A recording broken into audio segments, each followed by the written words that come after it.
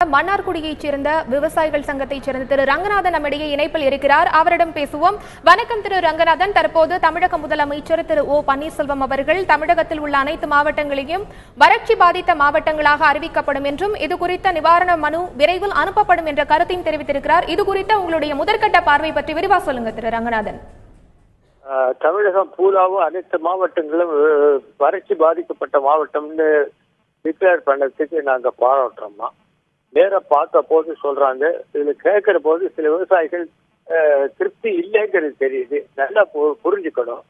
மாநிலத்துல கொடுக்கிற நிவாரணம்ங்கிறது ஒண்ணு, இன்சூரன்ஸுக்காக வர நிவாரணம்ங்கிறது ஒண்ணு. எல்லாத்தையும் பாத்தீங்கன்னாக்க விவசாயிகளுக்கு ஒரு அளவுக்கு நியாயமா வருங்கிறத நான் நம்புறேன். அந்த மாதிரி வரக்கூடிய அளவுல தான் முதலமைச்சரும் முன்னாலும் தெரிவிச்சிருக்காங்க. அதனால இதை நல்ல விதமாகவே பார்க்கணும். அதுல விட்டுப்பட்டு ஏதாவது இது இருந்ததுனாக்கா நாங்க பேசுனதுல விட்டு போயிருந்தேன்னா அதை சொல்லலாங்கிற அதையும் நான் தெரிவிச்சுக்கிறேன். முக்கியமா இதுல பாதிக்கப்பட்டது நிலமற்ற கூலிகள், விவசாய கூலிகளுக்கு இருக்குன்னு சொல்றதுனால அவங்களுக்கு இந்த கோடையில பாத்தீங்கன்னாக்க இந்த அறுப்பெல்லாம் ஆரம்பிச்சதுக்கு அப்புறம் பிப்ரவரி மாசத்துல இருந்து ஜூன் மாசம் வரல இந்த கோடை சாகுபடியும் குறுவை சாகுபடிக்கும் நிலத்தடி நீரை எடுக்காத அது மேன் அண்ட் மெஷின்னு சொல்றாப்புல.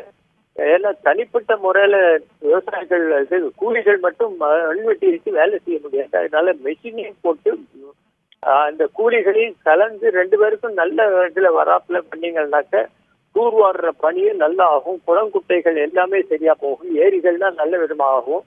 இந்த மாதிரி ஒரு திட்டத்தை போட்டிருந்தீங்கன்னாக்க அடுத்த வருஷத்துல சம்பா போடுற போது தண்ணியும் நல்லா செஞ்சு நமக்கு எதிர்காலம் நல்லா இருக்கும் அப்படிங்கிறத நான் நம்புறேன். இதை ஒரு பணியை நல்ல விதமா 3 நாள்ல முடிச்சு 10ஆம் தேதி நாங்க அனௌன்ஸ் பண்றோம்னு சொன்னதை 10ஆம் தேதி கரெக்டா பண்ணியிருக்காங்கிறதையும் நான் பாராட்டுறேன்.